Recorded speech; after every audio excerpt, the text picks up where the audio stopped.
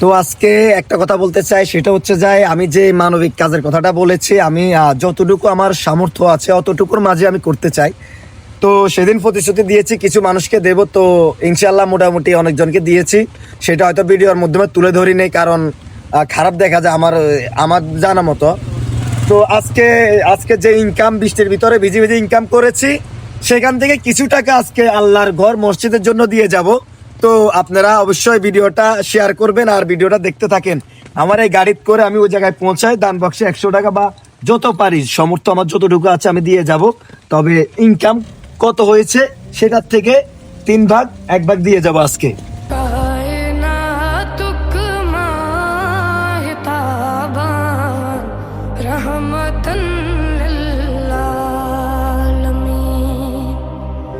जान को ताजान जानान रहमतन लिल्लालमीन